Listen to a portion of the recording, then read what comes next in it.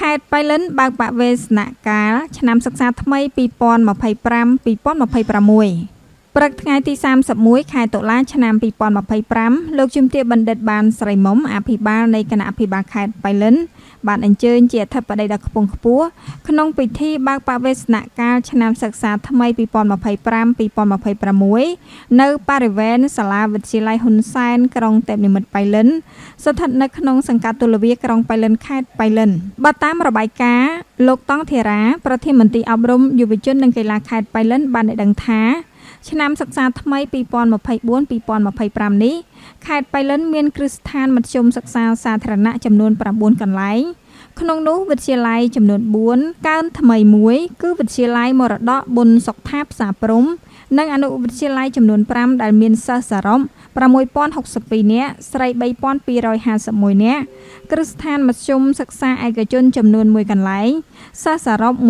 147នាក់ស្រី93នាក់គ្រឹះស្ថានបឋមសិក្សាសាធារណៈសរុបចំនួន53សាលាមានសិស្សសរុប11430នាក់ស្រី5551នាក់មត្តេយ្យសិក្សាសាធារណៈចំនួន27កន្លែងសាលាមត្តេយ្យដាច់ដោយឡែក2សាលាសិស្សសរុប1677នាក់ស្រី844នាក់មត្តេយ្យសហគមន៍13កន្លែងសិស្សសរុប334នាក់ស្រី175នាក់និងមត្តេយ្យឯកជន10កន្លែងសិស្សសរុប689នាក់ស្រី317នាក់លោកជំទាវបណ្ឌិតបានស្រីមុំអភិបាលនៃគណៈអភិបាលខេត្តបៃលិនបានមានប្រសាសន៍លើកឡើងថាបវេសនកាលឆ្នាំសិក្សា2025-2026ចាត់ទុកជាឆ្នាំទី3ដែលរាជរដ្ឋាភិបាលកម្ពុជានីតិកាលទី7នៃរដ្ឋសភាចាប់ផ្ដើមអនុវត្តអាទិភាពគោលនយោបាយសំខាន់ៗពាក់ព័ន្ធនឹងវិស័យអប់រំដោយមានចែងក្នុងបញ្ចកោណទី1នៃយុទ្ធសាស្ត្របញ្ចកោណដំណាក់កាលទី1ដោយផ្ដោតលើការពង្រឹងគុណភាពវិស័យអប់រំកីឡាវិទ្យាសាស្ត្រនិងបច្ចេកវិទ្យានិងការដាក់ចេញនូវវិធានការគន្លឹះសម្រាប់ដោះស្រាយក្នុងនីតិកាលទី7នៃរដ្ឋសភាក្នុងគោលដៅលើកកម្ពស់គុណភាពអប់រំដោយផ្ដោតលើការពង្រឹងគុណភាពសាលារដ្ឋចាប់ពីថ្នាក់មត្តេយ្យសិក្សាដល់មធ្យមសិក្សា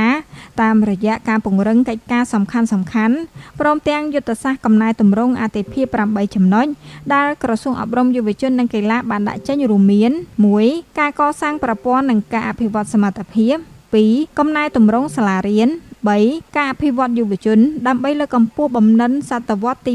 21 4. ការអប់រំវិទ្យាសាស្ត្រនិងបច្ចេកវិទ្យា 5. ការអប់រំឌីជីថល 6. កំណែទម្រង់សាលាគរុកោសល្យ 7. ការលើកកម្ពស់សុខភាពសិក្សានិង 8. ការបង្កើតមជ្ឈមណ្ឌលឧត្តមភាពនៅគ្រឹះស្ថានឧត្តមសិក្សាលោកជំទាវបណ្ឌិតអភិបាលខេត្តបានមានប្រសាសន៍ជំរុញដល់មន្ទីរអប់រំនិងគ្រឹះស្ថានសិក្សាគ្រប់កម្រិតត្រូវខិតខំពង្រីកសក្តានុពលរបស់ខ្លួនទាំងខាងផ្នែកហេដ្ឋារចនាសម្ព័ន្ធរូបវន្តទាំងសេវាបង្រៀននិងរៀនដើម្បីឲ្យសាលារៀនរបស់យើងក្លាយទៅជាសាលាកុមារមេត្រីកម្រិតអភិវឌ្ឍជាសាលារៀនចំនួនថ្មី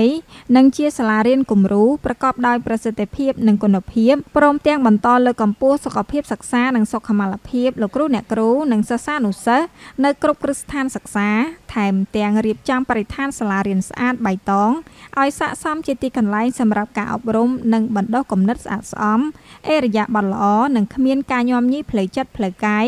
នៅគ្រឹះស្ថានសិក្សាគ្រប់កម្រិតនៅក្នុងឱកាសនោះផងដែរលោកជំទាវបណ្ឌិតបានស្រីមុំក៏បានមានប្រសាសន៍ផ្ដាំផ្ញើនឹងសំណូមពរដល់លោកគ្រូអ្នកគ្រូទាំងអស់ត្រូវដើរតួជាបុគ្គលនាំមុខជាឪពុកម្ដាយទី2ជាមគ្គុទ្ទេសក៍ជាអ្នកស្រាវជ្រាវជាទីប្រឹក្សានិងជាអ្នកច្នៃប្រឌិត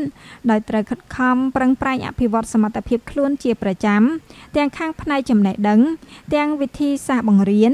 រួមទាំងការប្រើប្រាស់បច្ចេកវិទ្យាព័ត៌មាននិងភាសាបរទេសហើយចំពោះក្មួយៗសិស្សានុសិស្សទាំងអស់ត្រូវបន្តខិតខំរៀនសូត្រនិងស្រាវជ្រាវឲ្យបានខ្ជាប់ខ្ជួននិងចូលរួមឲ្យបានសស្រាក់សស្រាំក្នុងអំពើល្អដើម្បីការរីកចម្រើននៅក្នុងគ្រួសារក្នុងសង្គមនិងប្រទេសជាតិជាពិសេសត្រូវនៅឲ្យឆ្ងាយពីគ្រឿងញៀននិងការប្រព្រឹត្តអំពើអបាយមុខផ្សេងៗផងដែរសូមបញ្ជាក់ថាក្នុងពិធីបើកបវេសនកាលឆ្នាំសិក្សាថ្មី2025-2026នោះដែរ លោកជំទាវបណ្ឌិតបានស្រីមុំអភិបាលនៃគណៈភិបាលខេត្តបៃលិនក៏បានឧបត្ថម្ភជាសម្ភារៈសិក្សានិងថវិកាដល់លោកគ្រូអ្នកគ្រូចំនួន142នាក់ដោយក្នុងម្នាក់ៗទទួលបានថវិកាចំនួន30000រៀលនិងសិស្សានុសិស្សចំនួន2550នាក់ដោយក្នុងម្នាក់ៗទទួលបានសៀវភៅ160ទំព័រចំនួន1ក្បាលប៊ិចចំនួន1ដើមនិងថវិកាចំនួន10000រៀល